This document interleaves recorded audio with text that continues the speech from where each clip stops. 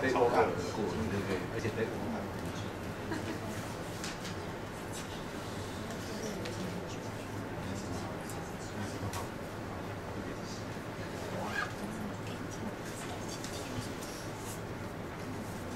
Okay, if you're all finished, so you can, in your group, you can start to share what you wrote down. For this group, I suggest that we start with the you'll take as much time as you want. You know, not forever. I would like to do one more exercise after this at least. So maybe 25 minutes. Yeah. But feel free to. Yeah. So you can start going around your group or sharing. Yeah, you guess the same thing. 2 groups in one table. The same group that you shared with before. Do the same thing you did last time.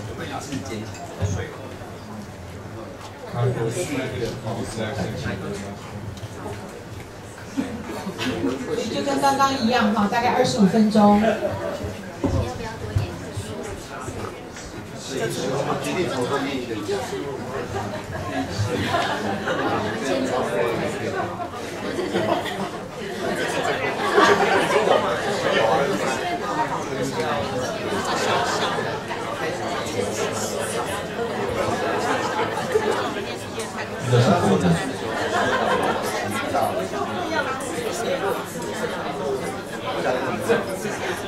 在这方面耐学这方面，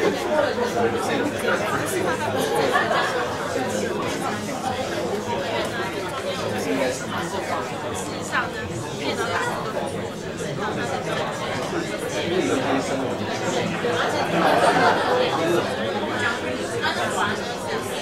然后他就说因为大一开始你要会的话，你要在所以因为要花时间，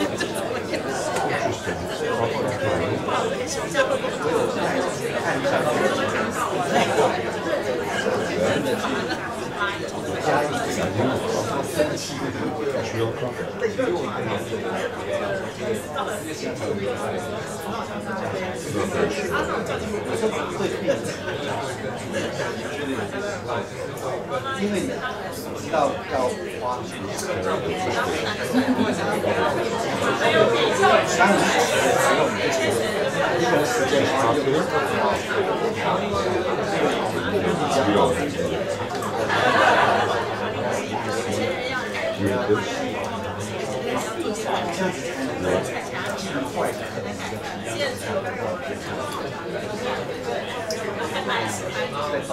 在做事的这个态度。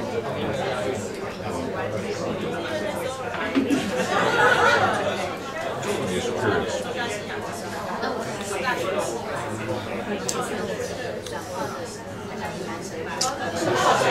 This is good.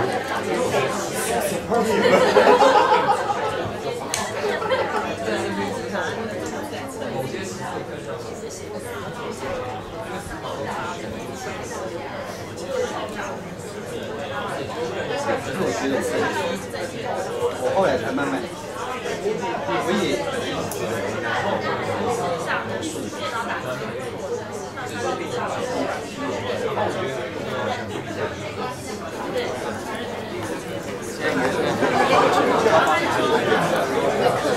会可以，特别要去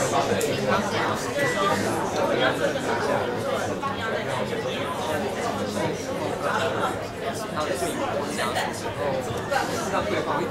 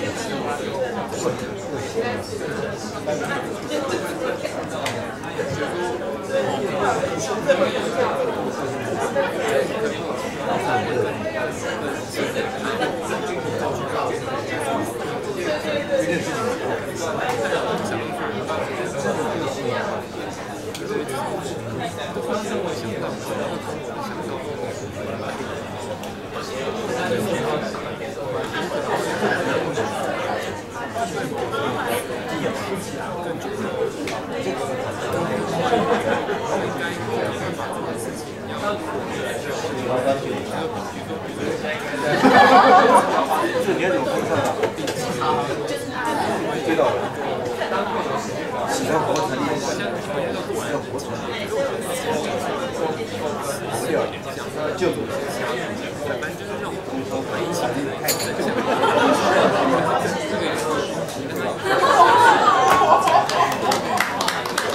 要写回忆录，要写那个。我没有。对任何还有那是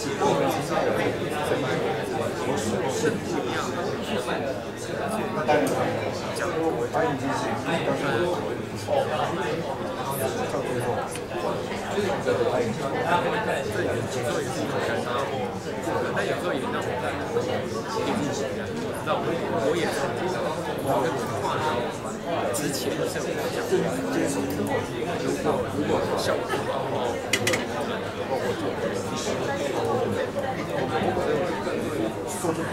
最后我想到我就影响，就可以想到一个不管是先想正向还是正向，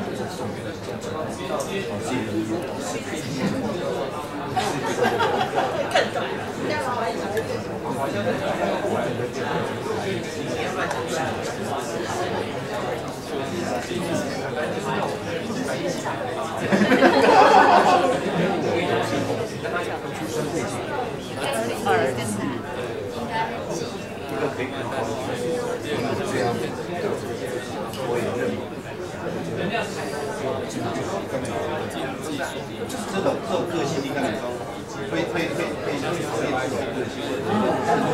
我一些事情。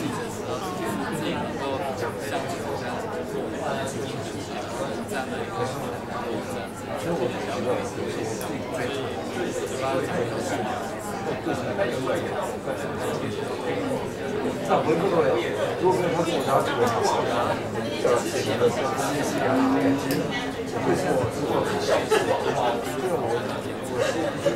专业是放在最后面。意外发现跟他痛了几次，在意外出来，就很担心家里面所有爸妈现在都知道了，就担心。所以说我的癌症，所以你说那个叫医院工作者，因为其实但你写医院工作者吗？还是写医生？那其实另外其实说跟病人希望是相关的，就像那个局长就是说病人希望他在后面家人的感受真的也是对，就是这样做，然后是就是有些在其他看很多就觉得很要么就是要求乐你之下，要不然就觉得就会很奇怪。那当然，其实我们没有想到，觉得家人就像有一些小小的事情，不能够太重的事情，因为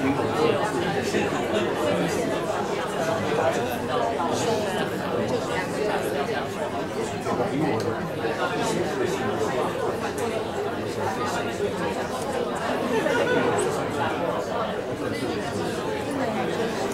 就我。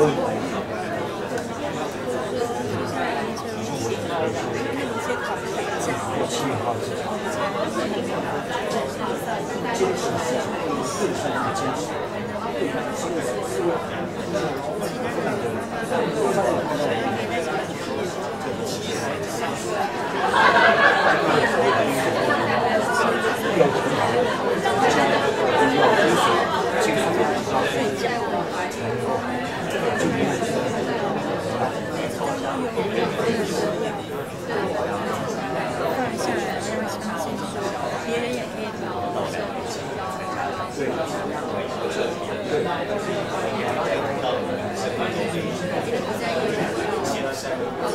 知道为什么会希望在这样，然后或许你还希望现在来说，你觉得是命啊！你要在上头做境界上有人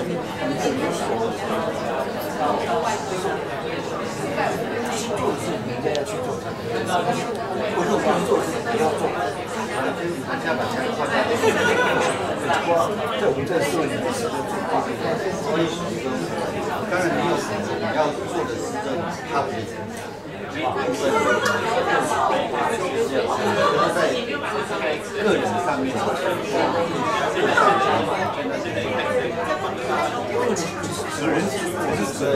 企业对啦，企业来讲，说那个公共事务这种个人，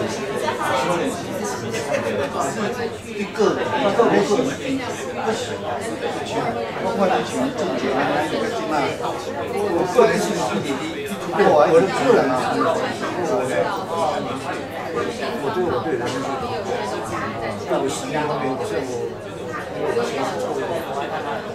我抽的选择就是帮助，因为一种就是我个人的心，个人的专业训练心，所以我现在觉得真的时间也是用钱，我是讲这个技巧这块。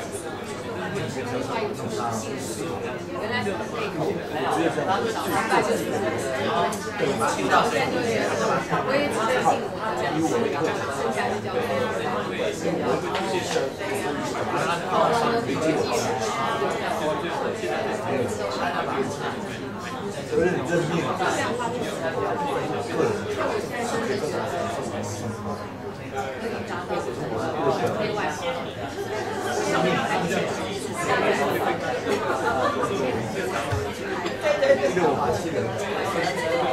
很少这么深入的探讨讲自己。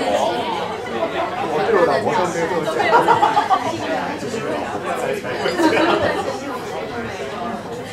问我的吗？现在那是刚刚我们只是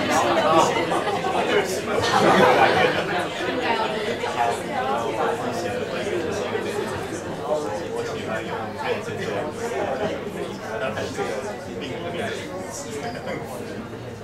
对啊，要那个自己去争，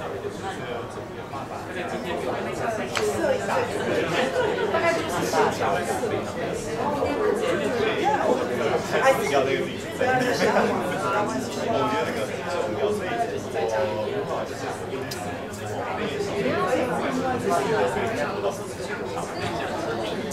我就觉得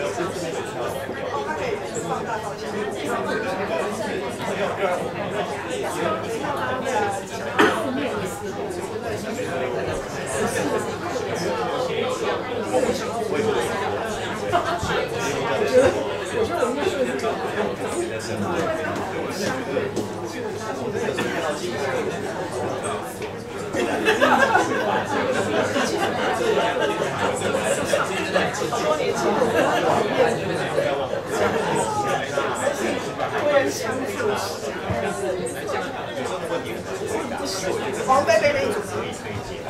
哦，可以啊。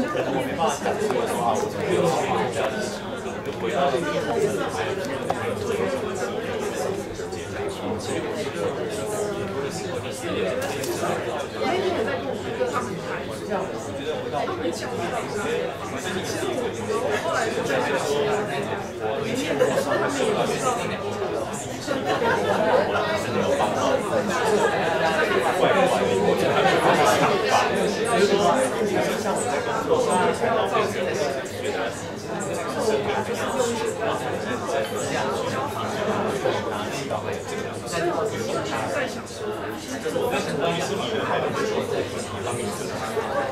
后来后面就给我这样子做，就是很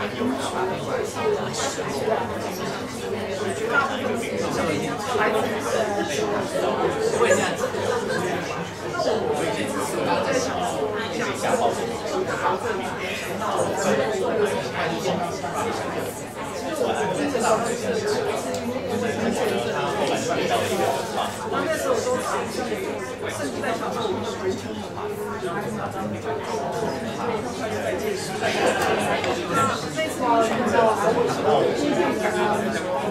他以前是一个8分标准的，就是被然后我当下就请他，快，我那个护理人员角色就快跑出来，这个很奇怪，我找到一个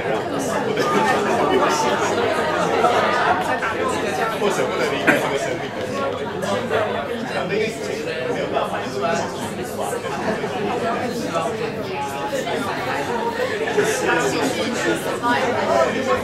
后我有点让自己很好的，不该欺负这个基本的目标。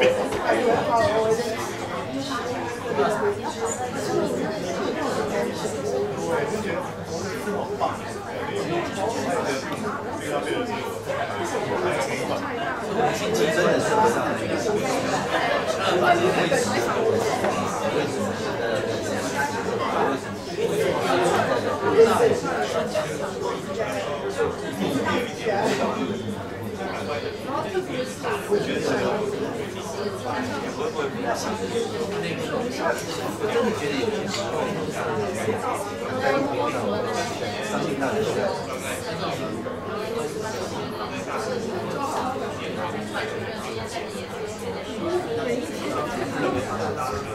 我常常去设施去想说帮他找一个继续在这个边那墙角下，然后送报纸袋子，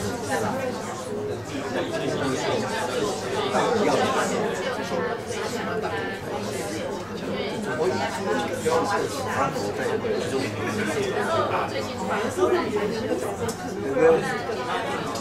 国有一点。我可以感受到，因为有一种看到一样，我非常喜欢。我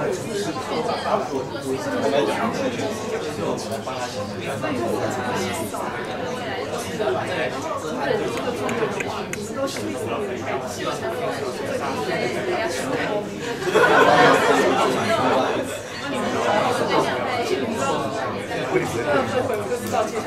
我有问过这个。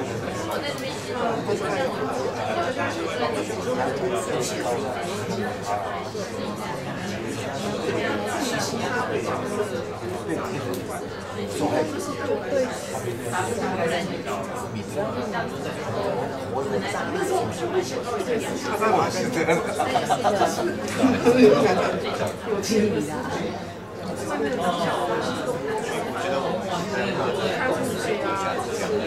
上级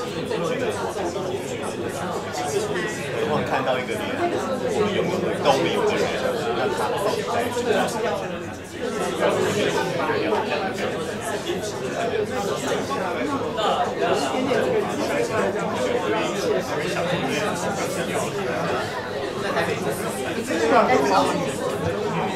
我觉得每个人都过自我来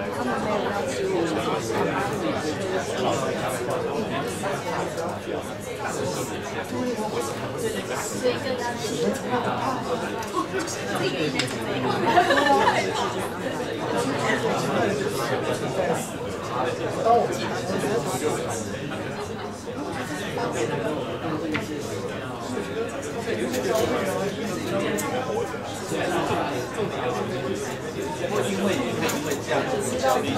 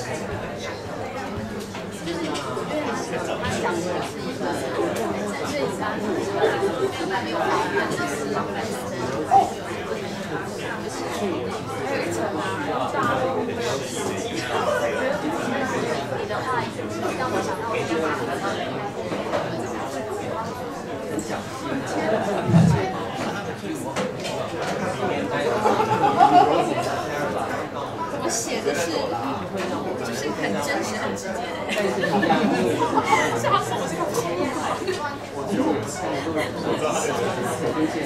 的情绪啊，我没有办法自己。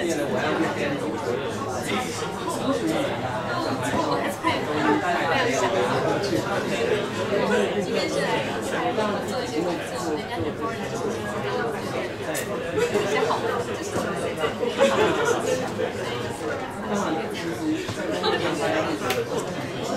是因为这样跟他们。跟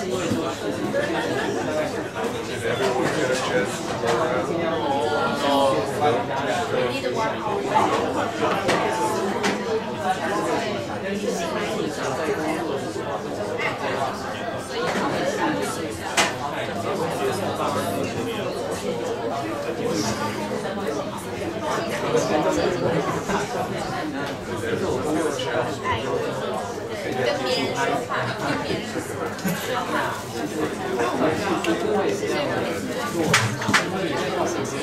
就是我的个性，就是相对来说很大。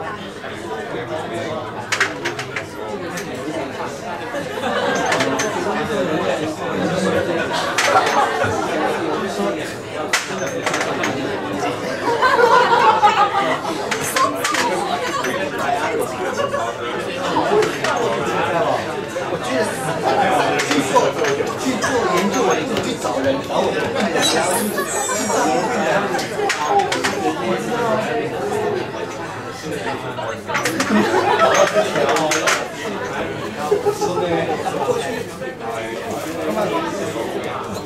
那个时间为什么不花来去跟人家纠结数？对不对？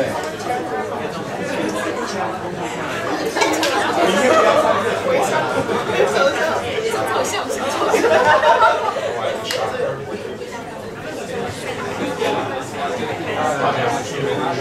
咱们讲这个。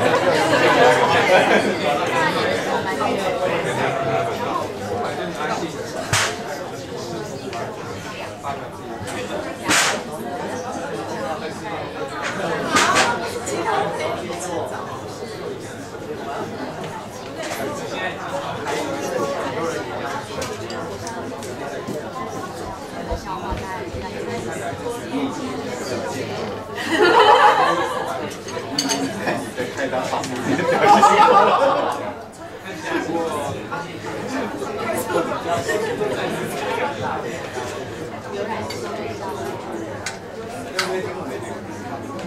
Yeah,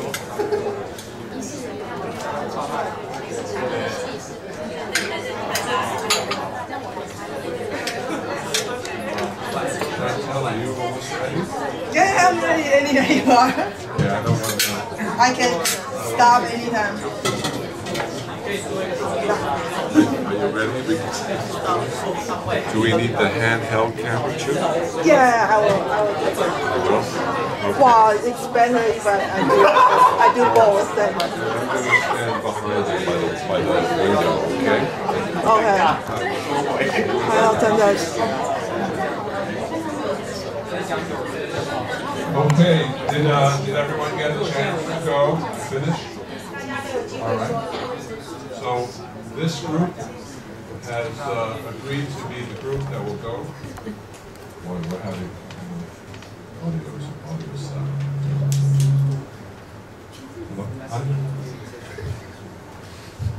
Hello?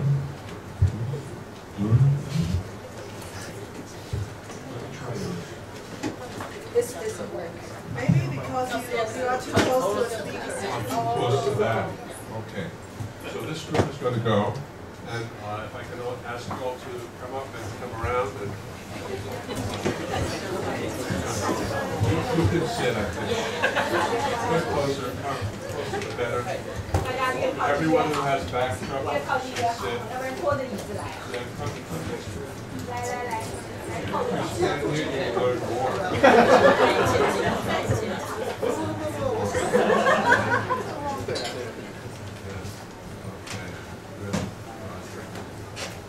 We need one more microphone. Is there another microphone somewhere? Is there a microphone over there? Okay, thank you.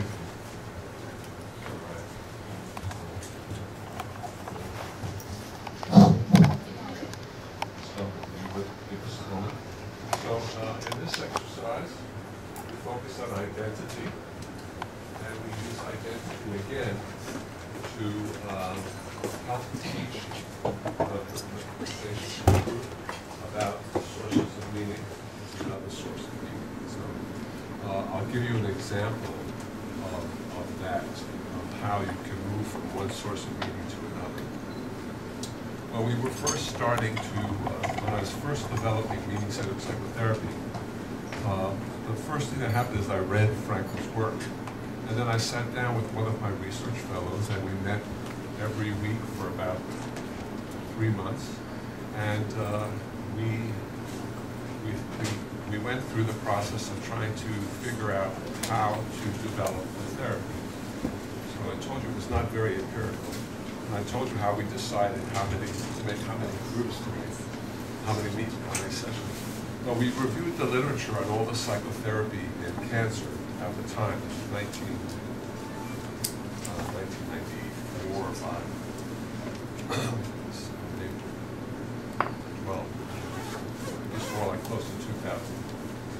So we did a review. Most of the psychotherapy studies were done just with women with breast cancer. Interesting. I think that's probably true today still. The vast majority of psychotherapy trials are done with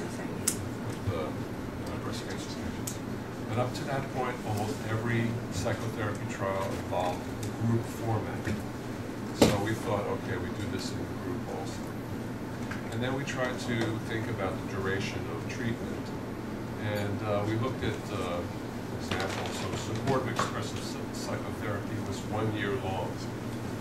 And I don't know about you, but I didn't want to do therapy for a year. I wanted something shorter. It would have taken us 10 years to do stuff. So if besides that, the other therapies usually were 8 to 12 weeks, so we tried to do something about it. But before we developed each session more fully, I was thinking about the concepts of meaning, and I was using some of these concepts in my interactions with patients. And in fact, I don't expect all of you to go out tomorrow and to start groups or to work, do 8 sessions of therapy in this kind of way with your patients. I'm hoping that you will take some of the ideas and concepts and incorporate them into your everyday work. So this was percolating, gestating in my mind, the whole meaning-centered approach to patients. So at the time, from actually the very first day of my fellowship, I was the psychiatrist for our home care program.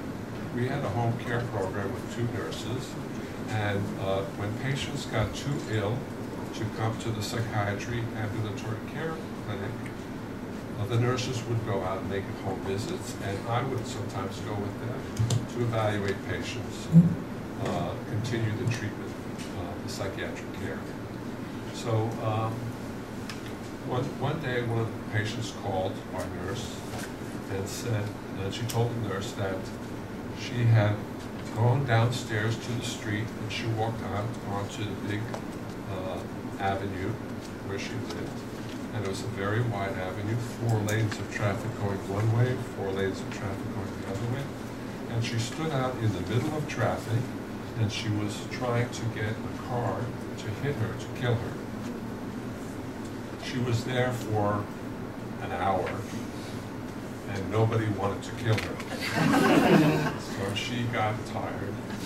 She went back upstairs and she called the nurse and said, this is what I did. The nurse called me and described what happened, and the nurse asked me, do you think we should make a home visit? And I said, why? No, I said, yes, I think it sounds like a good idea. You know, it sounds like a very good idea. So we go to the patient's home, and it's a woman in her 60s. She has a brain tumor. She has multiple lesions in her brain, and she's on corticosteroid medicines. So we go up to her apartment, and she lives alone, and she has an aide who stays with her, I think 12 hours a day. I don't know why the aide didn't try to stop her from going down to the street. So one of the unusual things I noticed when I walked into her apartment, that the artwork on the walls in her apartment, these were all posters from the circus. But they were very specific. They were posters of magicians and escape artists, like Houdini, you know? The people who they chain the things, and they figure out a way to escape. You understand? Yeah. So I sat down with her on her sofa, and I asked her, I said, what is the story behind all of the posters of the magicians and escape artists? And she said to me, well, my husband was a magician and escape artist. And one day, when our children were very young, they were like 2, 3, and 4, one day I woke up in the morning and he disappeared. And he took all the children. And what was very remarkable was that the night before, I had handcuffed him to the bed, and he still managed to escape. Yeah. So he was a good escape artist. So I heard this story. Now what happened was, after the husband took the children, she really had no relationship with his children. And she spent her life alone, alienated, disconnected from her children, no relationship. So sat down and I asked her, why did you go downstairs? What happened? What did you do? She said, well, I went downstairs to try to get killed. I said, why? She said, I see no reason to live. My life has no meaning. I said, oh, meaning, value, purpose. So at this time, like I say, we were trying to figure out meaning-centered psychotherapy. So she said the magic word to me, meaning. I said, oh, okay. So my job here will be to help this woman reconnect with sources of meaning. Now, one of the important things is you cannot give another person a meaning to live. the best that you can do is help facilitate the process of their trying to reconnect to meaning themselves. And I'll give you an example of how this happened, but also an example of how you try to move from one source of meaning to another. So I said to her, well, you mentioned meaning. What sorts of things give your life meaning? What are you passionate about? What do you care about? What do you love? What do you love? She said, well, I love nature. I love to hike and climb. I said, oh, that's wonderful. She said, but I cannot go out and climb because the brain tumor, I have paralysis on one side of my body, and I need this cane. And I'm thinking, how did she then go downstairs to grab the traffic? She managed to do that. If you could do that, you could climb. But then I didn't say it. So she could do that. I said, okay. I went that direction. What else? She said, I love music. I love to listen to music. I said, oh, that's wonderful. She said, but because of the chemotherapy, I now cannot hear very well in both ears, and so music just sounds like noise. I said, oh, okay. I said, what else do you do? Well, I love to sew, make needlepoint. And she makes flowers. I said, wonderful. I said, but I cannot do that anymore because the brain tumor, my vision, I cannot see. Okay. And then she said, I love to cook and I love food. I love to eat food. I said, oh, I love food also. What kind of food do you like? She told me, oh, I like Taiwanese food. But because of the brain tumor and the chemotherapy, I cannot taste. Everything tastes like aluminium, you know? I said, oh my God. So every direction I tried to go, she has very good reason why it cannot be. And I'm only human, so I'm getting a little frustrated.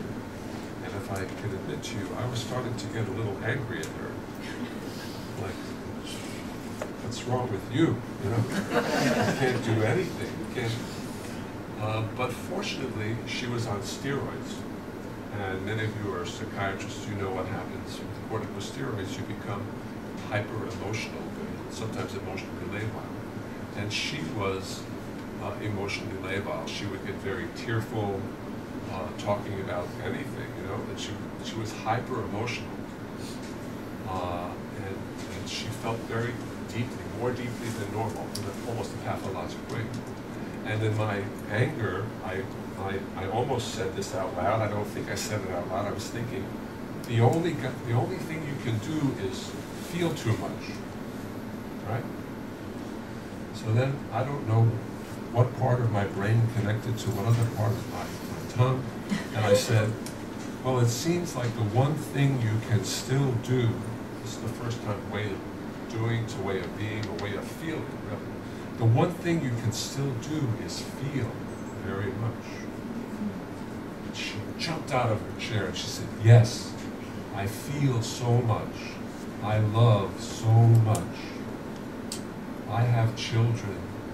I have grandchildren I have never seen. I haven't had a relationship with my children, my adult children. Before I die, I need to reconnect with my children. I need to meet my grandchildren. I cannot die until I do that. Help me try to do this. So we had something to work on. So you cannot give somebody meaning, but you can explore and help facilitate. And even in the worst case, because sometimes there's just one little thing you catch on, that patient. And so you have to believe that it's, you know, even though I had so many obstacles, I was ready to give up. Okay, I give up. Your life has no meaning. No, you have to believe, you have to believe that life has no meaning. So I will. What was this exercise like for you compared to the first one? Who I am. Were there any different kind of feelings in the groups when you were doing the exercise?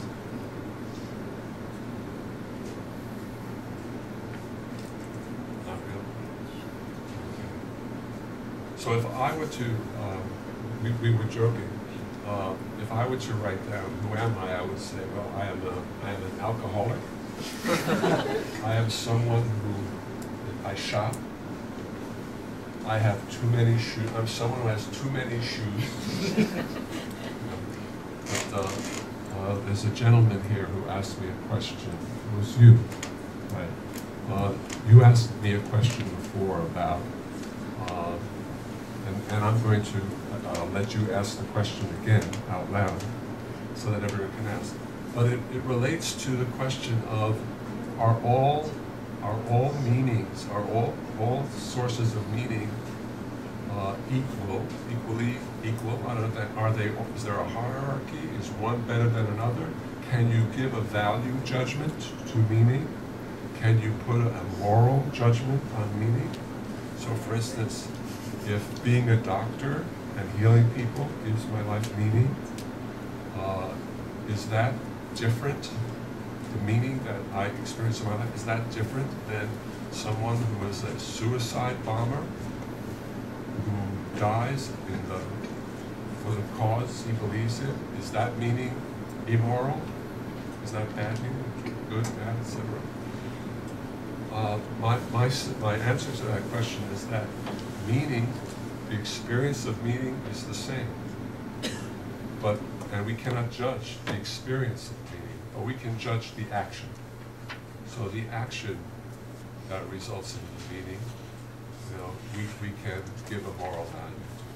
So, and there's a difference.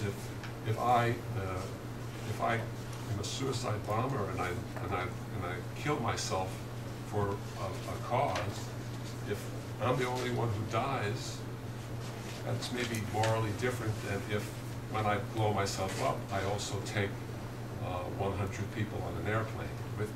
Something like that is different. But you asked a slightly different question. Do you want to repeat your question? Just use the microphone. Because the first section is the source. OK， 那个就是这个 meaning 的来源。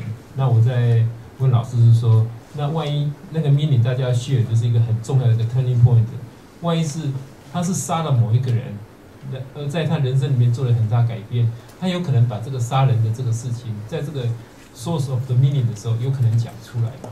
那假如说是他最重要的事情，他也没办法去跟大家讲出来，那这个 source of the meaning 不是变得没有意义的一个课程，对不对？所以有些会牵涉到这个 legal 的问题，他愿意把他这个最隐私的问题，在这个他是一个 cancer 的病人，这个时候他把他人生change改变的事情，是因为我只是举例说杀了一个人，我是曾经听过有个病人是因为杀人跟我share的这个事情，但是我说像在这样的情形 ，is that the source of the meaning comes from the maybe I killed somebody and then I just explain those things to our colleague here. So, did I answer that question? 老师刚有回答吗 No. Explain what your question is then again. Yeah. 我帮你翻译。One of his patients revealed to him that he killed somebody. Yes. So thinking about the source of meaning for this patient, how should we locate this? Well, when somebody so in this exercise, when you talk about who you are, I could say to you, I've had patients who say, I am a drug addict. I am someone who wasted their whole life. I am someone who robbed from my parents to get drugs. I am someone who killed someone else. I am someone who robbed the bank, killed somebody, and ended up in jail because of my drug use. You will hear all sorts of things. These are not necessarily sources of meaning. This is things that one did in their life. I don't think that they were necessarily, they weren't necessarily sources of meaning, but they certainly color the sense of meaning that a person has. And they put a value on this. That's why I was talking about whether you can place a value on meaning or whether you place a value on the action.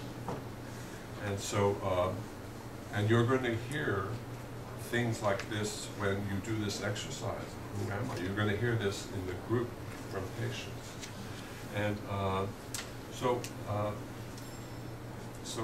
one of the important things to remember is that the attitudinal sources of meaning. When you engage in activities that you feel ashamed of, that are sources of shame and embarrassment, and where you feel that you've been a bad person, what's really critical is what attitude you choose to take towards how you're going to live your life from this moment on. So one of the things that you need to do is you need to be able to relieve yourself of existential guilt. And in this case, more than existential guilt, real guilt. And so the process of being able to forgive yourself is very important. In order to be able to face death, you have to be able to accept the life that you live. The other aspect of that is to choose the attitude that you take towards how you respond to the life that you live. I'm going to take this period of time that I have left to maybe seek redemption, to find a way to redeem myself, to ask for forgiveness from others, to confess, to change, to try to pay back the damage that I've done. So I had a patient who told me that, he said, Dr. Breitbart, I've been married 6 times, and I cheated on every one of my wives. I have 6 children. I have no relationship with any of them. I had 6 business partners. Everything in his life happened to 6. I had 6 business partners. I stole from all the businesses.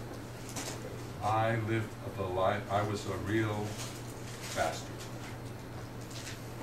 You know, I screwed up my life. I lived a very shameful life. And now I have maybe 3 months to live. And I made a promise to myself that when I die, I'm going to cross the finish line a champion. I'm going to spend the next months of my life trying to redeem myself, to try to make a relationship with my children, to ask for forgiveness, to try to ask for forgiveness from my business partners, try to forgive myself, to live my life and give something positive, so that when I leave this world, maybe I make the equation a little bit more equal. So that's how I would answer the question. Okay, let's do identity. And we'll start with this young lady. I'm sorry for she has a cold. Again. So I'm a mother of 2 beautiful kids. Do people understand it? I'm a daughter, and I love my parents very much. And I'm a wife. I want to be with my husband forever. And no matter what happens, and I wish we could see our children having grandchildren. And I think I'm a working mother, trying to balance my work and my family. And most of the time I struggle with that. And I have to put many effort to find resources to let me do it all again. And sometimes I still feel guilty not able to do everything. Everything that I have to do. Sometimes I have to give up something. So that's kind of difficult for me. So is that a role for my personality and those things that I like? And then I think I love music. I love music. Music. Civil Rights music. Especially Really? yeah. The water.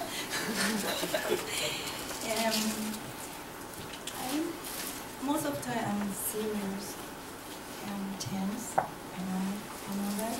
And sometimes I wonder maybe I have general anxiety disorder. Yeah, and sometimes I just treat myself with alcohol. I'll become silly and funny and hyper when I'm drunk.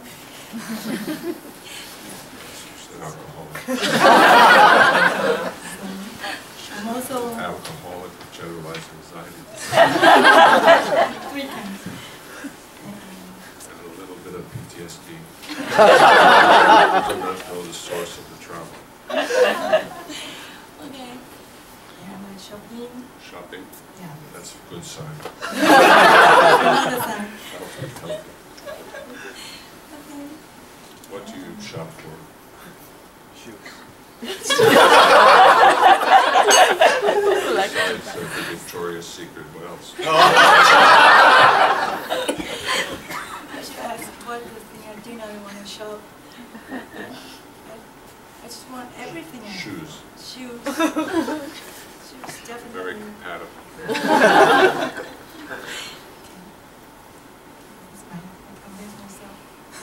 So did everyone understand? Yeah. Does she need to repeat? Okay. So now you're experts, right? You're all becoming experts. So what sources of meaning were contained in this description of her identity? What were some of the sources of meaning? Can we take one?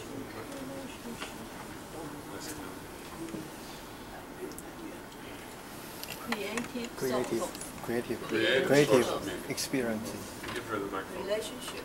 Oh, okay. Tell us about creative sources. What part of the story was creative sources of meaning?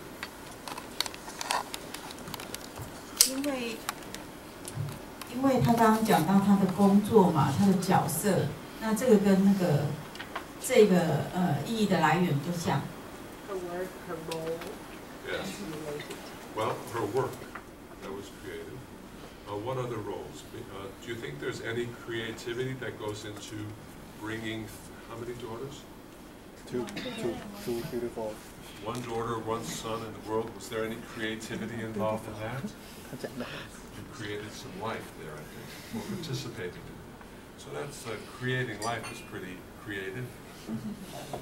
But it's also, what else is it? It's experiential, giving birth. Man, that's a peak experience. We don't get to do that, but we get to enjoy the part of making the baby. But that's experiential. But giving birth, is that a real good experience? Not too good. Not too good. So we need epidural anesthesia. Okay. But you know what else? Having children and grandchildren. So we're talking about historical sources of meaning, because you're talking about your present and you're talking about your future legacy. We didn't hear much about past legacy here, except for maybe the generalized anxiety disorder, which you inherited from your mother, your father. Okay. But so there were multiple sources of meaning here, right? And then you probably love your husband, I think, from your description. You want to be with him forever. Say that? Well, was either dependence, over-dependency, or love. I think it was love.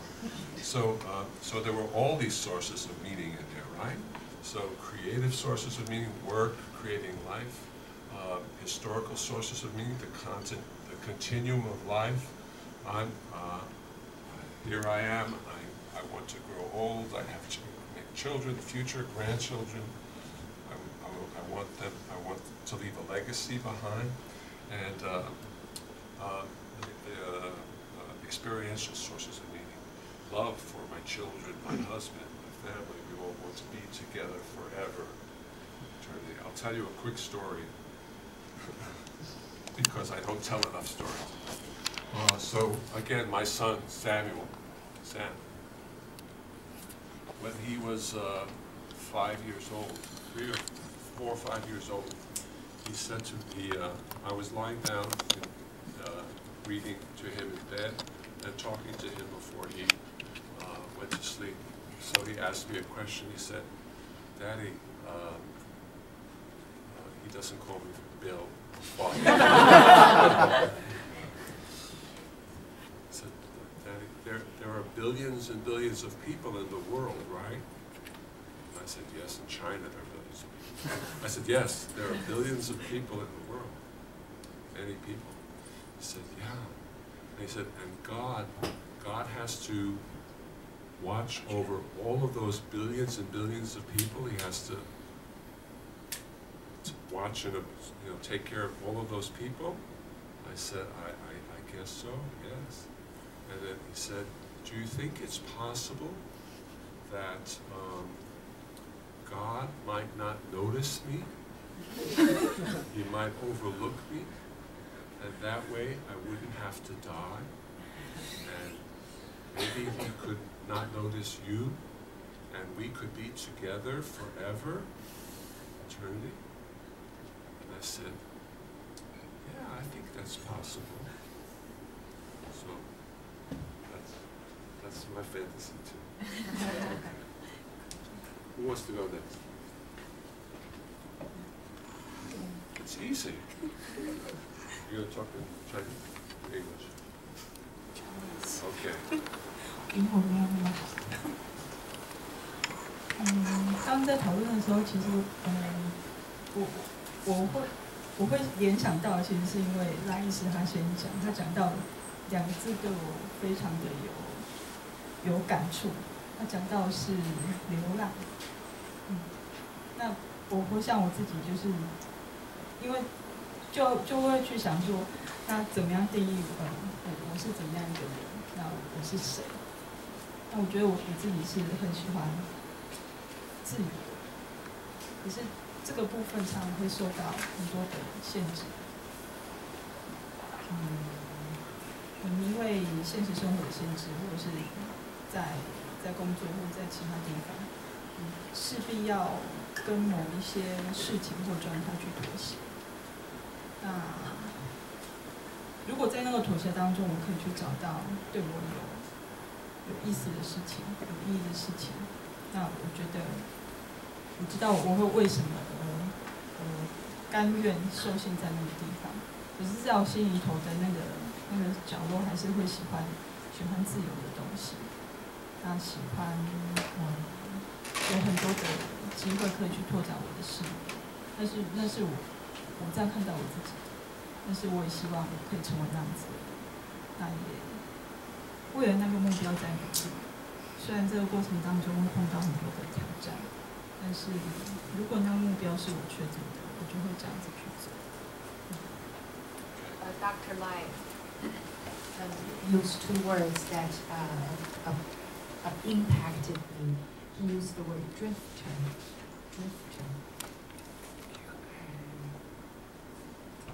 Anyway, I see myself. She sees herself. What did you want to say? 流浪。Wanderer.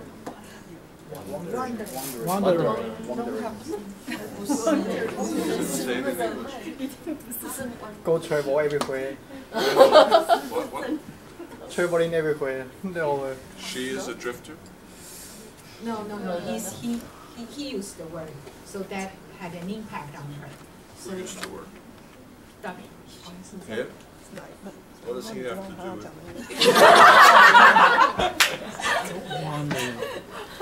Those 2 words.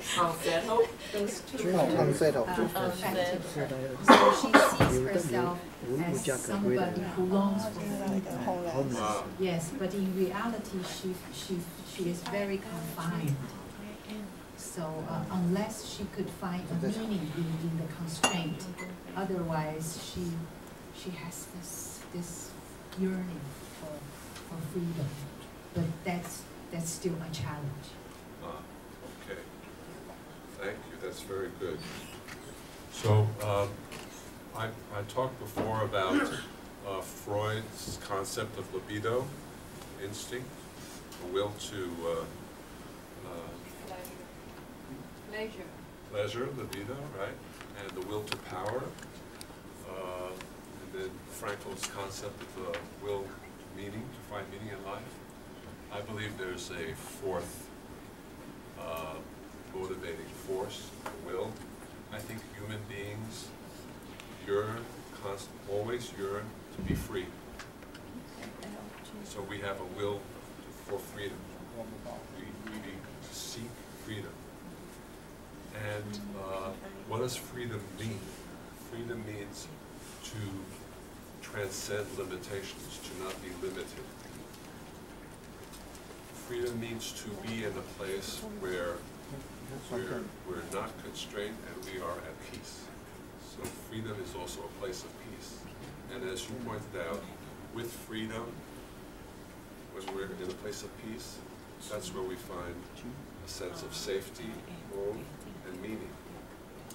You heard the patient talk about, or the video talk about, going back to the Jewish temple where he used to go with his grandfather when he was a small child. And it was not that in meaning-centered psychotherapy we were talking a lot about religion. What happens in the groups, there is nothing in the content of the exercises that promotes a discussion of religion or God, but for many patients who are religious, they will find meaning in their relationship, not to other people they love, but also in their relationship to God.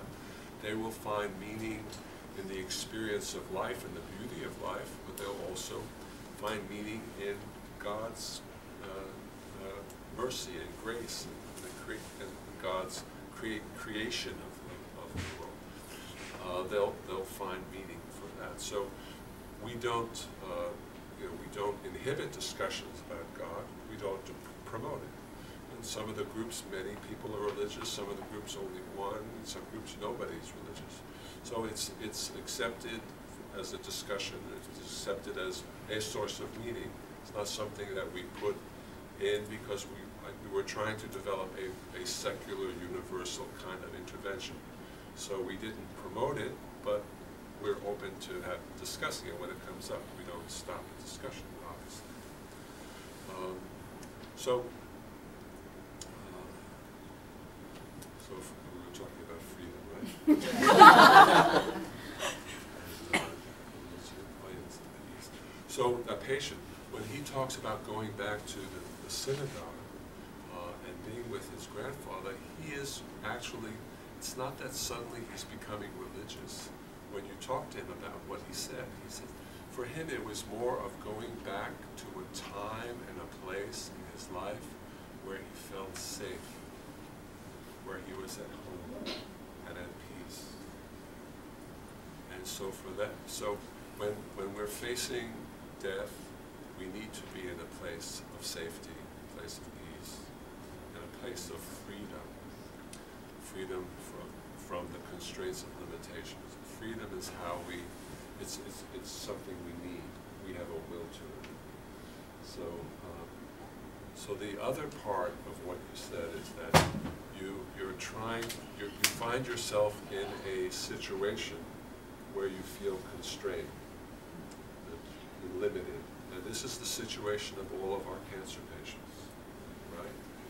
And so what you said is you have to find a way to choose an attitude towards your limitations so that you can achieve freedom.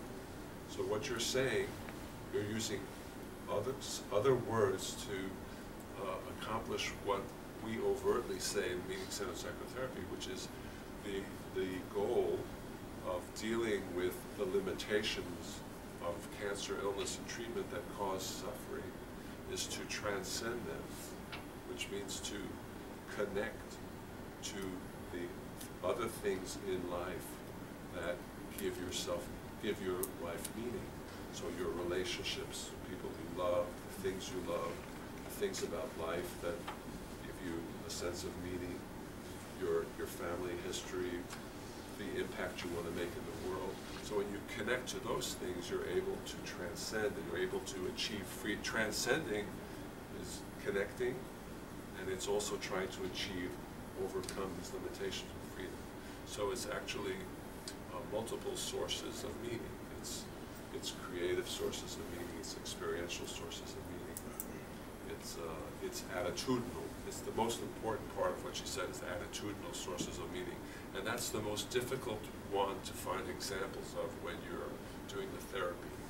Moments in which a person has the opportunity to make a choice about a predicament that they're in. Choice about the attitude that they take towards something they cannot control, something that limits them. That's the hardest one to find examples of and to communicate to patients. Okay. Thank you.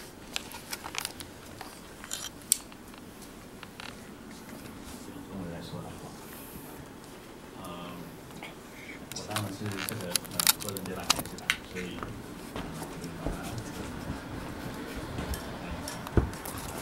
我有2个孩子，那所以说我们这个是3代同堂，那所以感觉起来是跟家里面是过的是非常 close 的一个生活。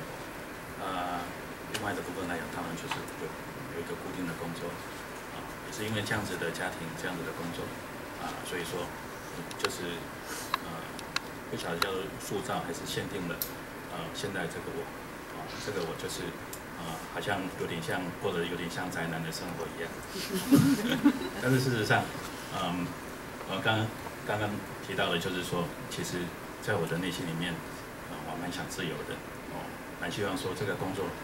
不管是在哪里做工作，做自己的意思，但是可以在医院里面，当然也是希望说，有的时候可以再换个地方，比如像到兰屿啊、大花莲啊，这个可以这个有点像旅行，但是又有点像自己拥有一些自由这样子。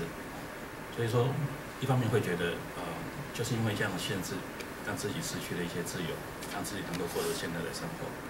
可是一方面就觉得说，因为这样的限制，所以让我们自己必须要去失去一些，来换取这样的这个一个生活。也是因为这样子呢，所以我们觉得说，明天是不是还会过这样的生活，让我一直期待的，想要的自由就没有那个机会去实现了。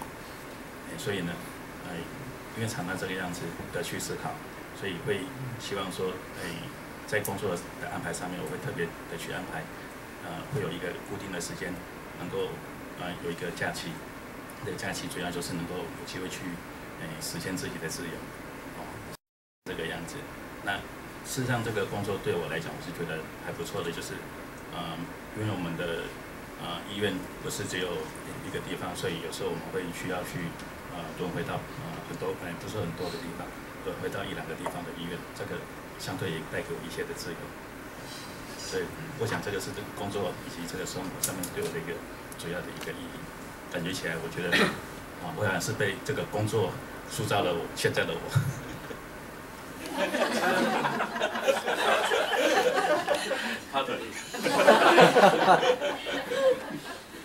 Freedom.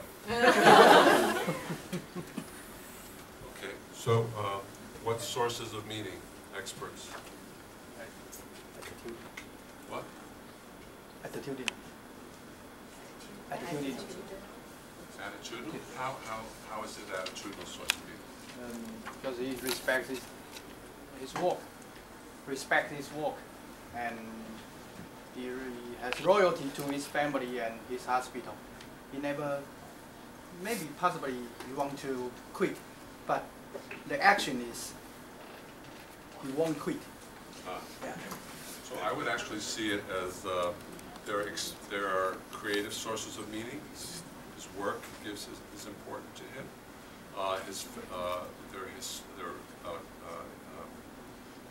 Experiential sources of meaning. He's very close to his family. He's very connected to his both parents and his children, his wife, his children. But he also trusts in his attitudinal source of meaning. Chooses an attitude towards balancing his his work, and there's also a historical context of meaning. He's living in a situation where he has the past, the present, and the future all in one house. It's all these various sources of meaning. Typically, any one story that you will hear it will not be just one source of meaning. It will be multiple sources of meaning. Trying to think if there's any. Does anyone else have a comment about? Is that yes. balance is the meaning? Balance. The balance. Keep the balance. 当我听他讲述的时候，我觉得他其实一直在寻找一个 balance， 在家里面那个爸爸妈妈，然后自己又是别人的爸爸妈妈，然后他是他爸爸妈妈的儿子，然后他又就是他在不同的角色里面是寻找一个 balance。He seems to be finding a balance between all different roles, being a son, being a father, and then at work. Okay, so here's another concept that's important in this work that this story also brings up. Each of us has a trajectory in life. Like I said, we have a responsibility to create a life. Right? So we try to create a life of meaning and identity and direction and transformation and growth. And we have this idea of the trajectory of life that we want to create for ourselves. Right? Now what's really critical is that this life has to be authentic. It's the life that we want to live, not the life that your mother wants you to live. Now when your mother lives with you, sometimes it's difficult to live your life. Sometimes there's pressure to live the life your mother wants to live. I told you that story about how I made a decision to go to medical school. My mother ran after me with a knife.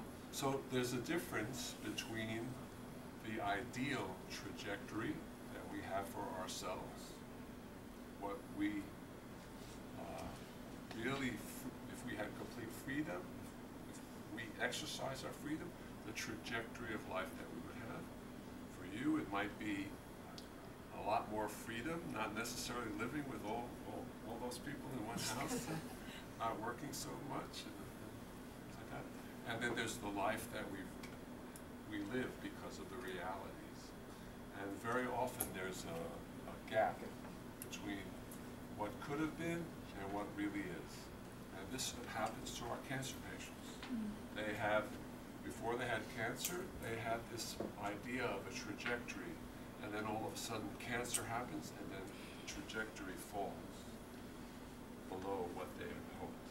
And that gap is existential guilt, vulnerability. And so one of the other elements of transcending limitations, because you're feeling limitations by your work and this family circumstance. These are all wonderful things. They're all sources of meaning, but you also feel some limitations by them. So one of the other aspects of transcendence or connection is to find a way to bridge what could have been with what really is. Try a way to connect the two. So for me, my ideal trajectory would have been to be some famous film director like Steven Spielberg and be very, live in Beverly Hills and be very rich and have several different wives who are beautiful actresses, children of, from adopting children, having children from every country in the world, like Brad Pitt and Angelina Jolie, something like that. But I'm a psychiatrist. But what I try to do is connect those things by being a psychiatrist who tries to do creative things, like meaning-centered psychotherapy. If you noticed, somebody asked me what's the difference between meaning-centered psychotherapy and narrative therapy. You can see there are a lot of stories here, right? And I tell a lot of stories. So instead of having a career where I write stories, I have a career where in psychiatry where I'm using stories and telling stories to achieve the same goal, which is to affect the lives of people. Why would I want to be a writer? To affect the lives of people, to reflect certain values, promote certain values in the world, right? And so what you need to do is to find a way to connect the life you're living with the life that you would like to live. And you found a way, which is to visit these other hospitals, and you're doing important work, but you're allowing yourself a little bit more freedom, and maybe you can keep working in that way. You could have a family in each different area of the hospital, you know, but they shouldn't find out about it. I really don't mean the last one. You have to find a way to connect. Does that make sense? Yeah, okay, thank you. Whose turn is that? Yours?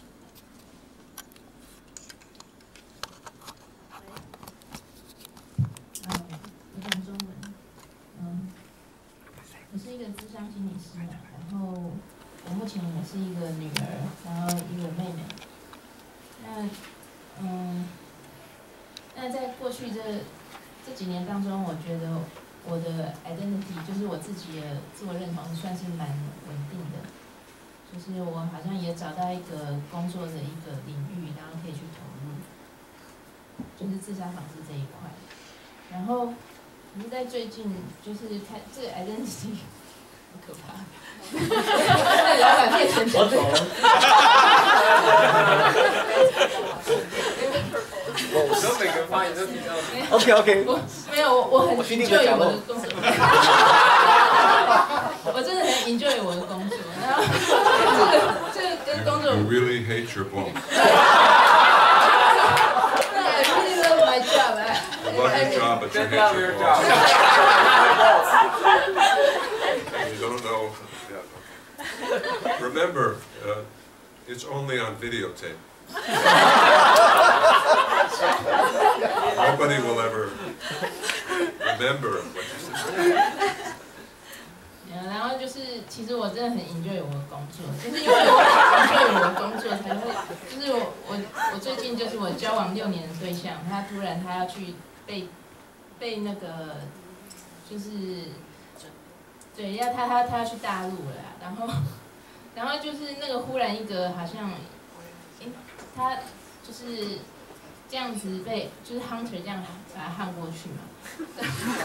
然後就是忽然一個轉變啊，而且很快，就是這2週的事情，然後他已經決定要去了，然後我突然就在想說，哎，是不是要結婚啊，還是怎樣？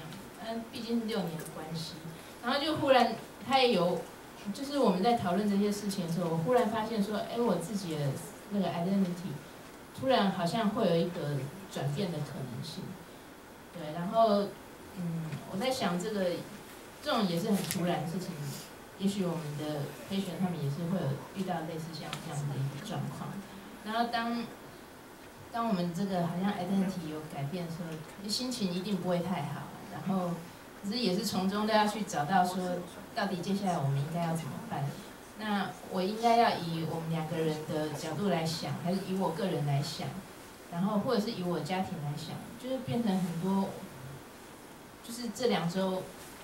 跟很多人討論這樣的事情，然後這是目前的狀況。You can find a new job.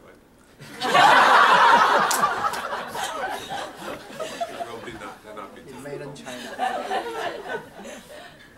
Okay, she says her identity has been pretty much stable. Stable. In the past years, being a counselor, being a sister, a daughter, but. In recent 2 weeks, her boyfriend, who has been in a relationship with her for 6 years, has been hunted to go to China to develop his business. So she's facing this issue whether she should get married. So her identity has been drastically being challenged. So should she think about herself or the couple or her family? So she thinks maybe the patients go through this time of trial. So you said that the boyfriend is being hunted? I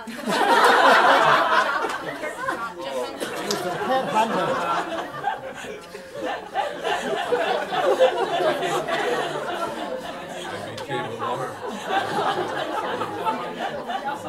You were hunting him, you were job hunting, which is what you're going to be doing soon.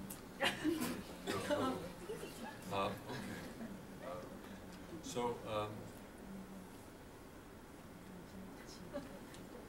creative sources of meaning.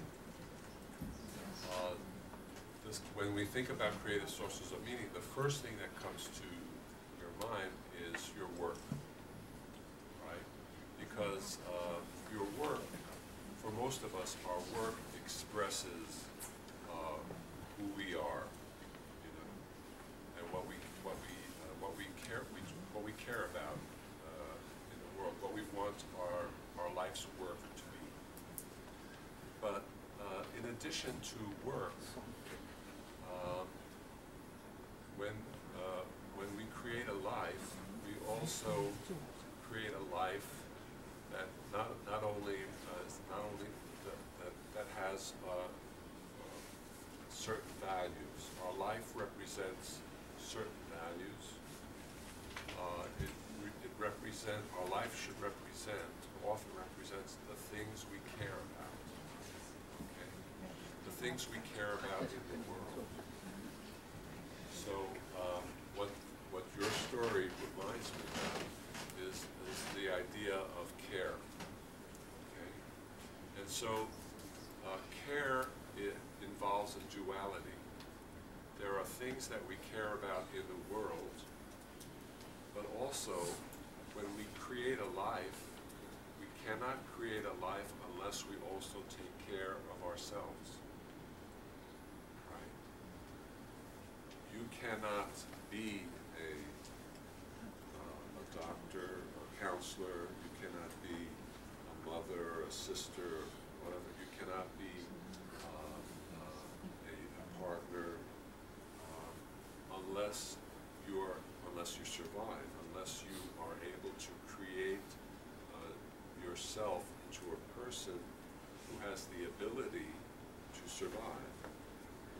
Even survive means to rise above and live beyond limitations. That's what a survivor is, someone who transcends.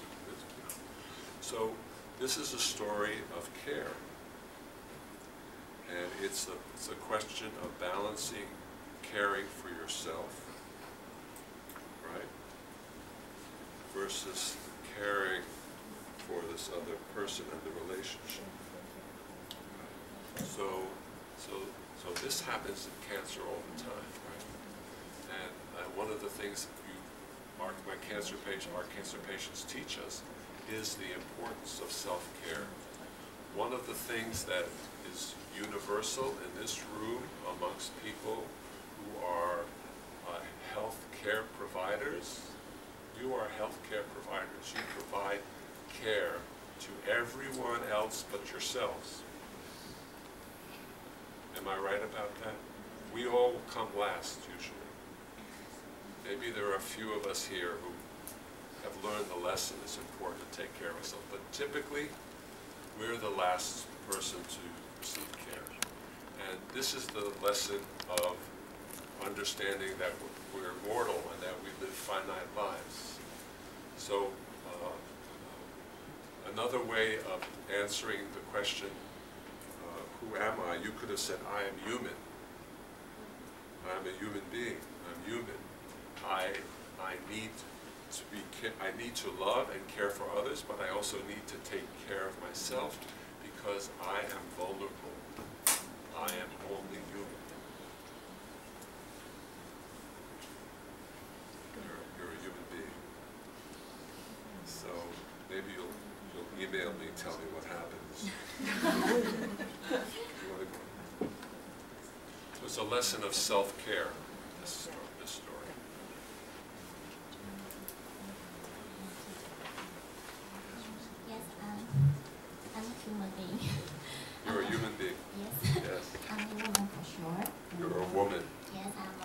noticed that.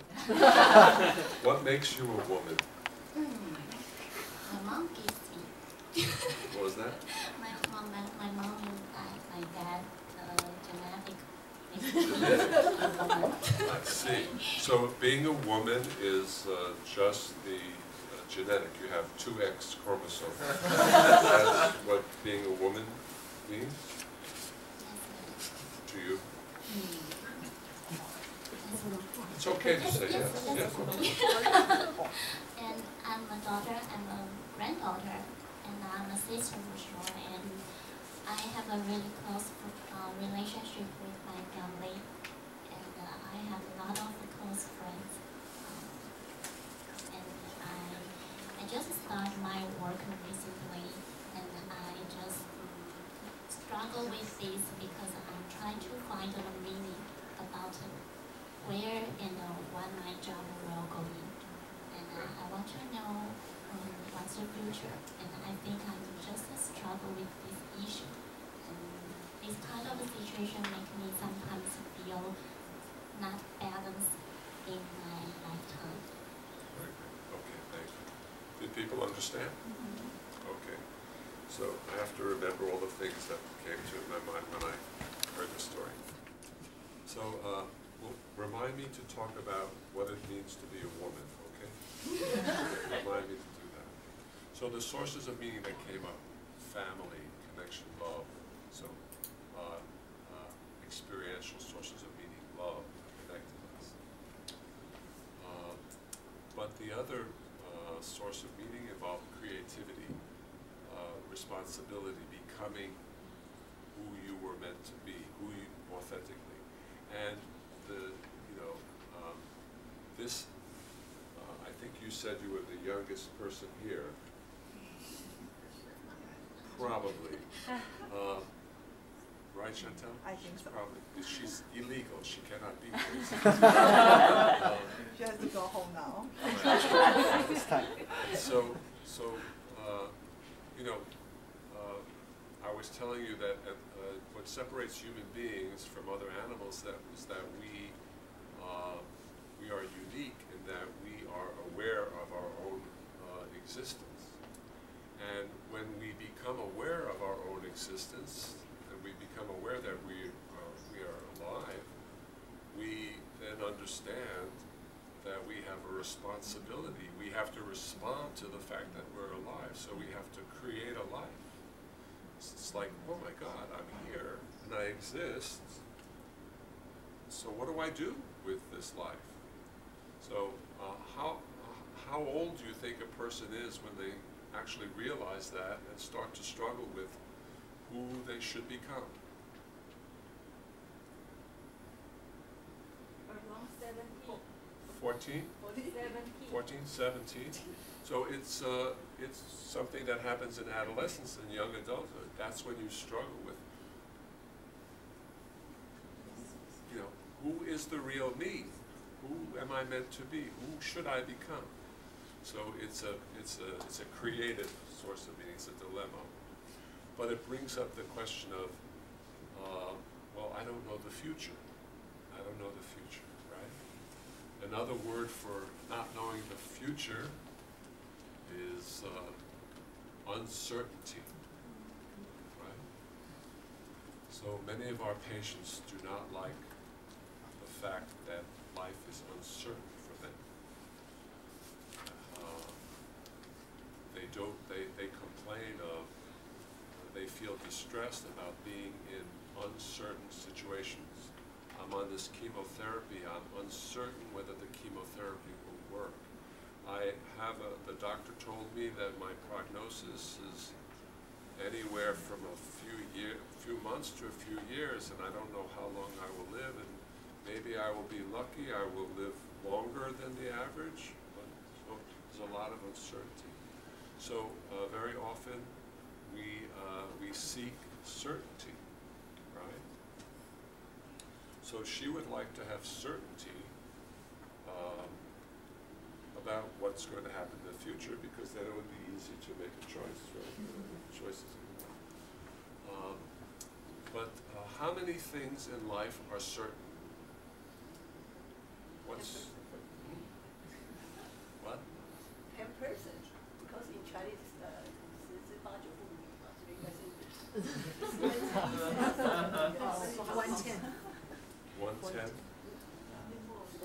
1/10 is certain. 1/10 is certain. What does that mean? There's a Chinese saying. Yeah, there's a Chinese saying. What does it mean? 80 or 90% of the time. Oh, 89% of 90% of everything is uncertain. Well, in the West, we say the only thing that's certain are death and taxes. But we just went through a presidential election. Did you get the news about that? And we had a candidate, the Republican candidate, Mitt Romney, and I can tell you he makes $200, $300, $400 million a year, and he pays much less taxes than me. In fact, he paid tax. He didn't have to pay taxes, but he paid taxes that he didn't really owe, so that he could say, I pay taxes, when he was running for president. So the fact of the matter is that paying taxes is not certain either. Because you can definitely find a way not to pay taxes, right? So that leaves death. Death certain. So maybe death is certain, but there are many things about death that are uncertain, right? Like, when will I die? How will I die? What will I die from? So I have patients in my office with pancreatic cancer, and they're worried about dying, and they're worried about when they're dying, when they would die, and then what happens is they leave my office and they walk outside, they get hit by a bus and killed. So they're worrying about uncertainty. Now the fact of the matter is that with certainty, there are really only two possible outcomes, right? Yes, no, right? Live, die. With uncertainty, you have infinite possibilities. Infinite possibilities, am I right? It's uncertain, anything can happen. So you have a choice. Which would you choose, certainty or infinite possibilities? The problem with infinite possibilities is what freedom is, complete freedom. So it leaves you with the responsibility of creating meaning in your life and creating and making the choices in your life. So you have to decide whether you would rather be the person to make the choices in your life, or you would rather have the certainty of someone else making the choices for you. You would like to have the choice. So you actually would prefer uncertainty. So you're in a good position of being uncertain. It's a good position. Uncertainty is usually preferable to certainty. I think we've got through everybody, yes? Okay.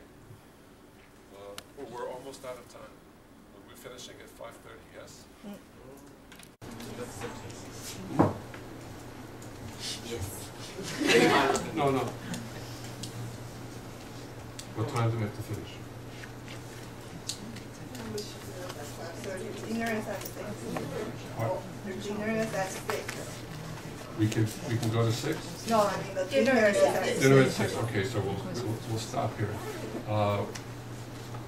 We could have done one more exercise. We could have done the death exercise. You know, what is a good or meaningful death, and then you would all have been leaving here very depressed. So perhaps better we don't die before dinner. Are we all going to have dinner together, or just a select few people? Ah, okay. All right. So maybe for the next 5 minutes we can. Are there any questions or comments? Do people want to say something about how silly this all seemed, or whether there was something that seemed useful? Yeah. The typographical error? No. It's about the order of your sessions, because there are different sources of meaning, but when Franco talked about it in his book, yes. He mentioned experiential sources of meaning first, and then he said that even though you can't appreciate the sunset, you still can have like some other creativities or responsibility. And then finally, if you can't do anything at all, you can still choose your attitude towards life. So there, you talk about the attitudinal sources of meaning for the at the last part. And I noticed that you put a different order in your sessions. Like in section 5, you talk about attitudinal sources of meaning, and then followed by creative sources and experiential sources. I mean, in the order of the sessions? Yeah, the order of the sessions. Right. It's actually just the opposite direction. I was just trying to know, is it intentional? Yes, very intentional. Everything I did was intentional. If you read Viktor Frankl's work was very influential in developing meaning-centered psychotherapy. And Frankl developed logotherapy, which is a meaning-based therapy, but it's very specific. It uses very specific techniques like paradoxical intention and things like that. And I know very little about logotherapy, never trained in logotherapy. And so I was very naive and very simple when I read Frankl's work, and I decided, okay, there is something here in this work about meaning and the sources of meaning that if I were able to introduce these ideas and help cancer patients use the idea of meaning, the importance of sustaining meaning, using the sources of meaning as resources for coping, that would help patients. So I felt free to use Frankl's work as a basis for developing the therapy. I did not feel compelled to keep everything exactly the same as Viktor Frankl, because 50 plus years have passed since Frankl wrote this work, and there are many other sources of existential philosophy and psychotherapy that also influenced me and my approach to using Frankl's work and focusing an intervention on meaning.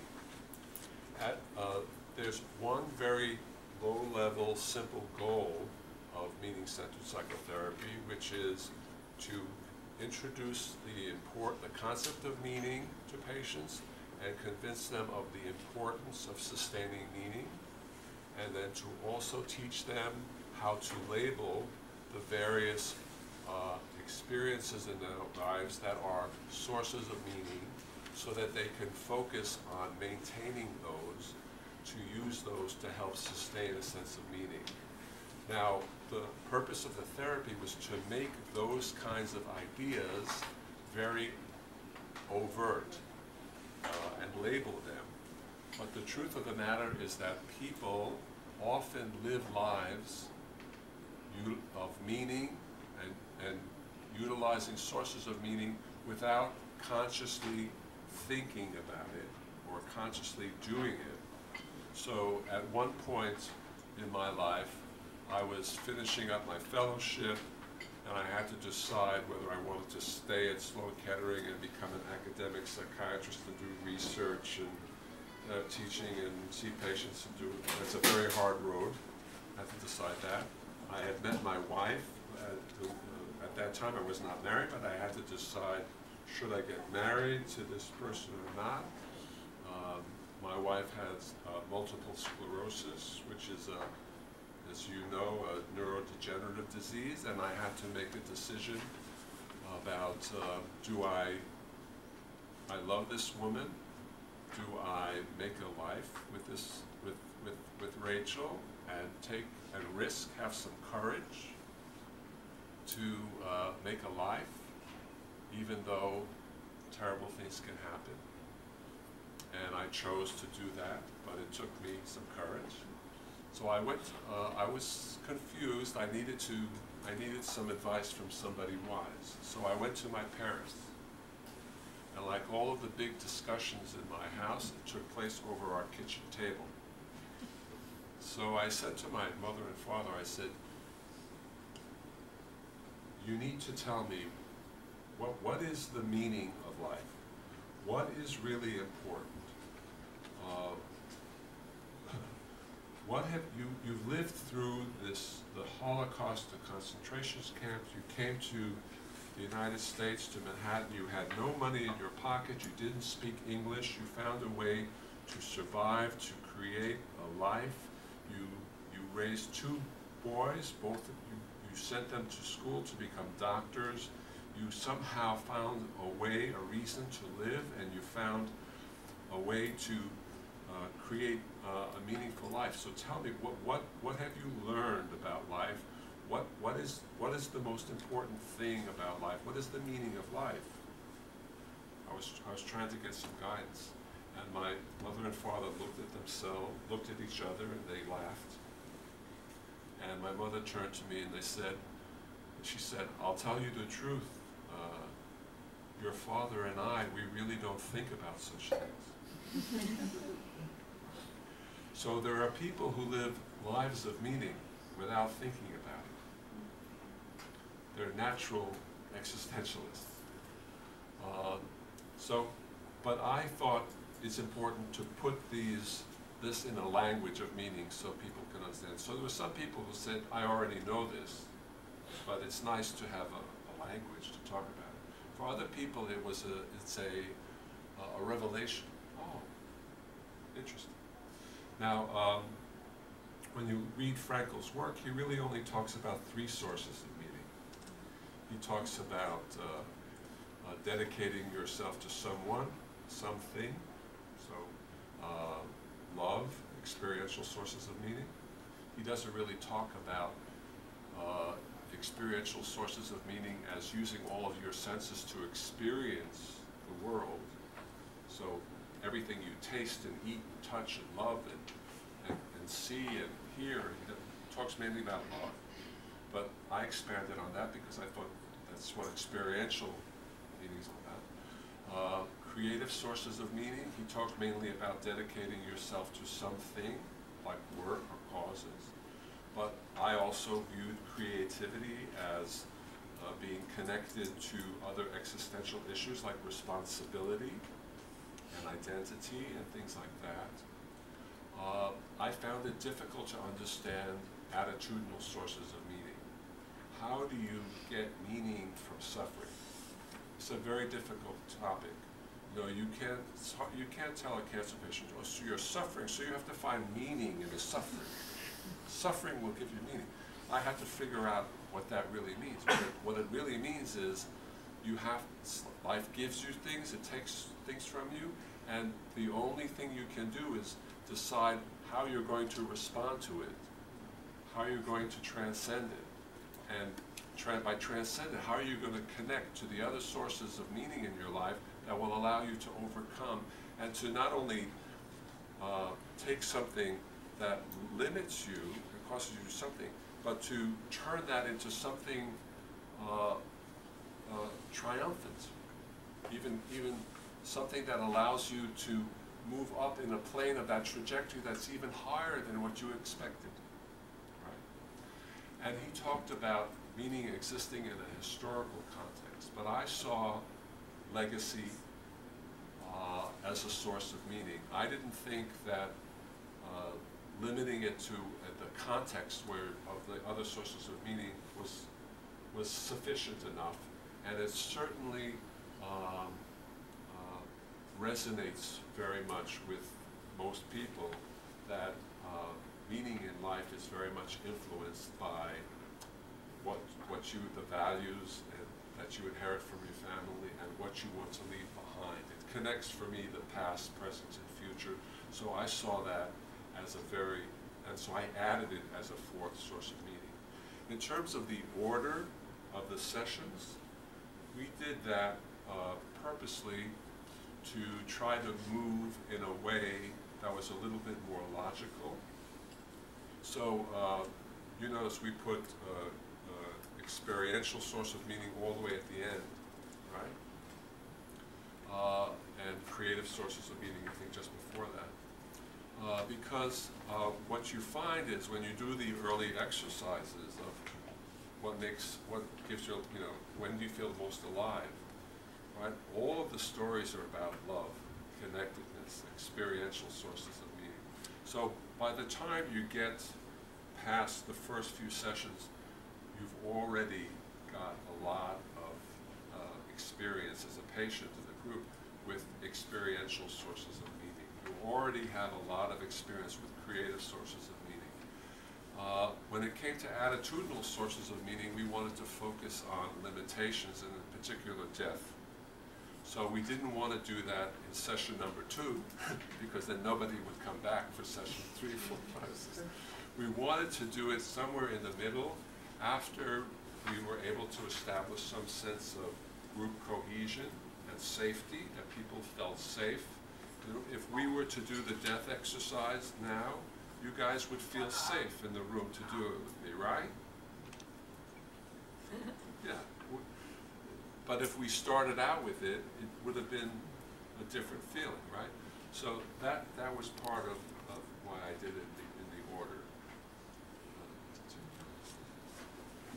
Yes? Since we might not have time to experience the death exercise, yes. Would you please describe a little more about how the death experience exercise promote practice, how to practice death experience? Yes. So the session that focuses on limitations focuses on a number of limitations that are caused by the cancer. But the main part of the exercise is we ask patients, what would you consider a good or meaningful death? And what patients usually describe are deaths that occur with some warning, deaths that occur when they're still in their home, with their family present. So it reflects a lot of their values and relationships and what they want, how they want to be remembered. So there are all of these various sources of meaning that come into what people think about when they think about a good death. And we also wanted to have an element in the therapy that where patients had an opportunity to talk about death and to deal with their fears of death. Because we're working with a very advanced cancer population, patients who typically die within 3 months. We were lucky that we got maybe 80% of patients who participated in the study to complete the 2-month follow-up. But many patients died shortly after that, so we wanted to have a session like that. It was related to meaning in terms of attitudinal sources of meaning and transcending the ultimate limitation of death, but it also typically involved discussions of other sources of meaning and responsibility. You know, so this will have to be the last question, I guess. Yes. I have a question about the turn of therapy. Some people, the turn of therapy. Because some people might be sensitive to therapy. Oh, therapy. Yeah, they might ask, so this method could be used to treat what kind of symptom or disease? If you use therapy, people might ask or have this kind of expectation. Yeah. So does this only fit for cancer patient or that could be used for general population? Well, you're not sick, you're not dying of cancer. Did you find any of these exercises helpful for yourself? Yes? So my feeling is, when we were recruiting for the study, the doctors would say, why are you only doing this for the patients? We need this therapy. You know? So it's applicable to lots of patients, lots of people.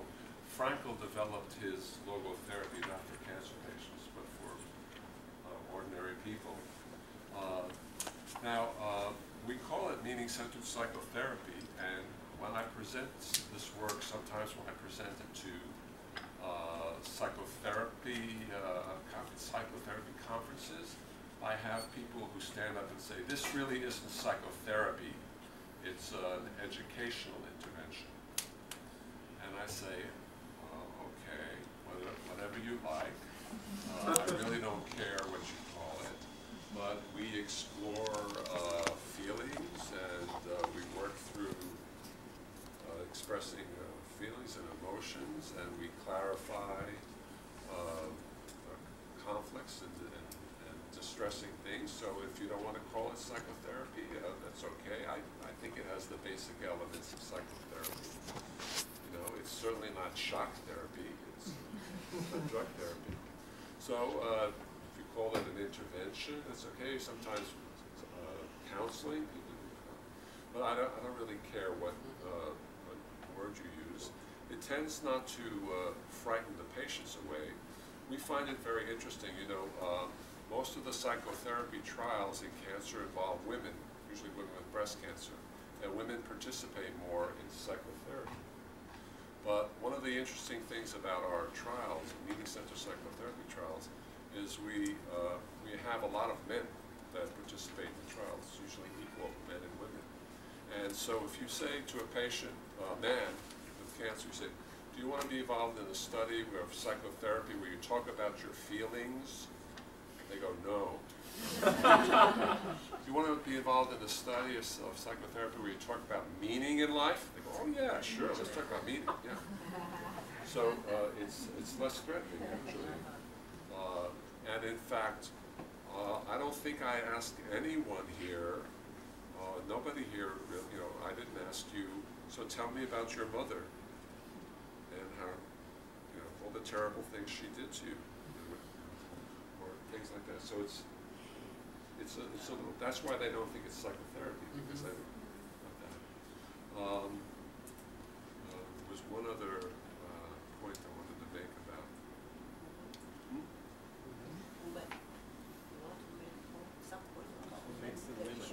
Oh, yeah, we never did talk about that. We can talk about that in a minute, but the meeting center psychotherapy, whether the term psychotherapy. So, oh yes, now I remember. So I once gave a grand rounds in the University of Virginia, the medical college, and one psychiatrist stood up and asked a question and said, what DSM psychiatric disorder does meaning-centered psychotherapy treat?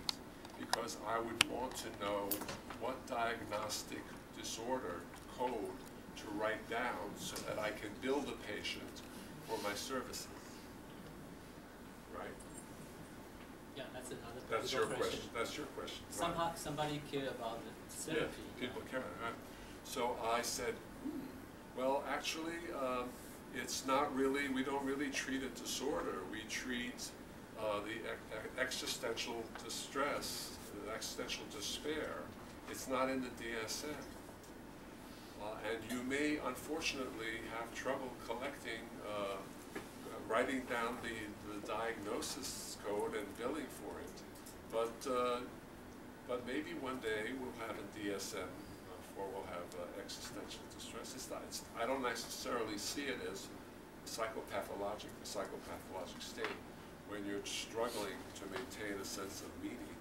This intervention is aimed at helping patients who are facing death maintain a good quality of life and to help them feel less hopeless and less distress, less despair.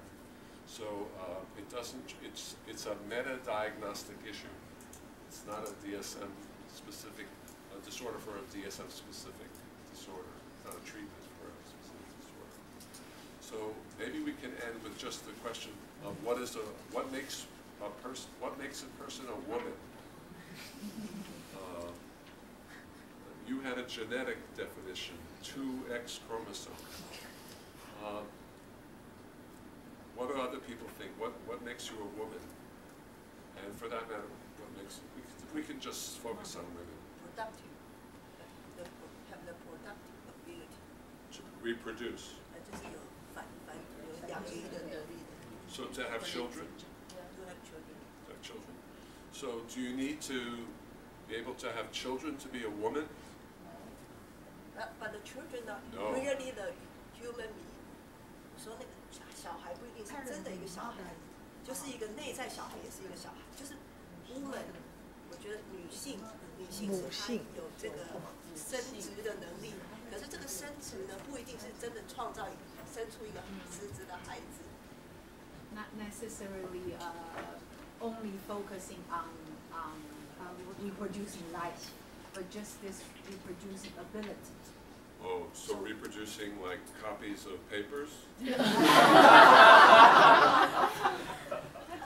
所以 man 就是男人，他可能内在有一个我认为woman 在我定义里面就是他可以养Okay. Are there any other things? Yes.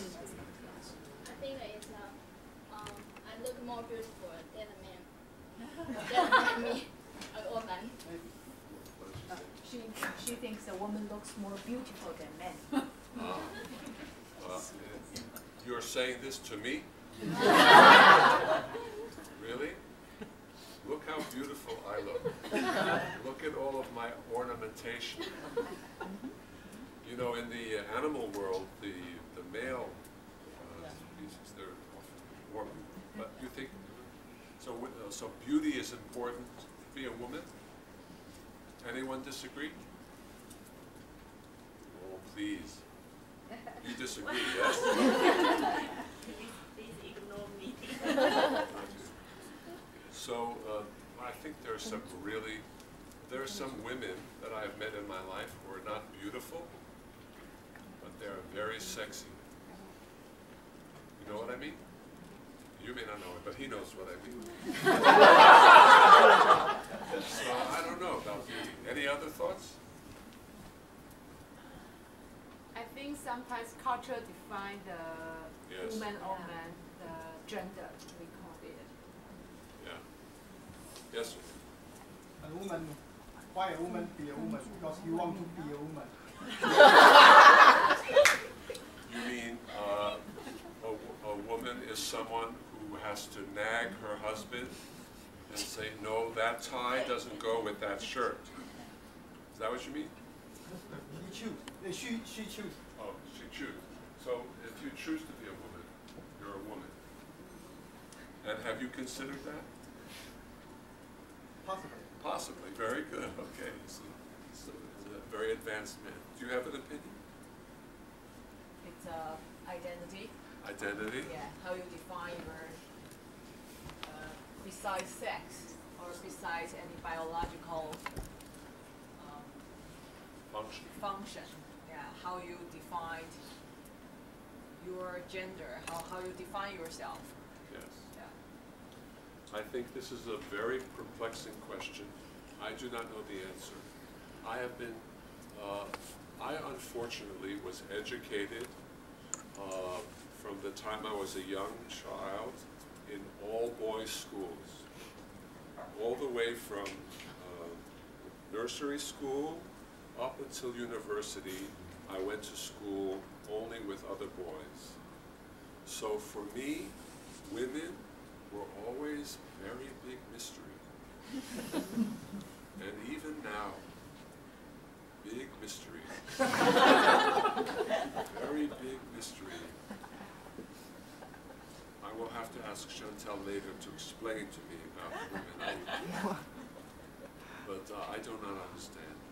But what I do understand is that since I arrived in Taipei, I have had nothing but very warm, generous hospitality from all of the members of the Taiwan Psycho-Oncology Society, from Dr. Fang, from Frank, from Chantel, from all of the people who I met in iPost on the plane here, and everyone has been so warm and kind to me.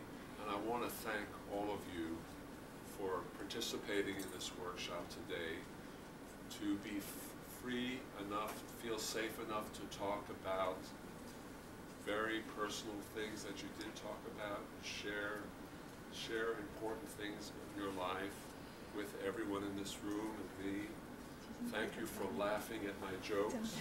I think you laughed at 90%.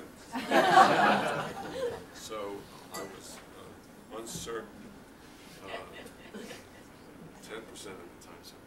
So and I did not know what to expect when I agreed to come here. I did not know what Taiwan would be like, Taipei. I did not know what the food would be like. I did not know what the Pacific Hot Springs Resort Hotel would look like. But I've had a wonderful time. I've had a lot of fun today. I enjoyed today. I enjoyed meeting you all. And I want to thank you very, very much for inviting me and for participating in this. And I will not forget my time here in Taiwan. Thank you very much, Taipei. Thank you very much.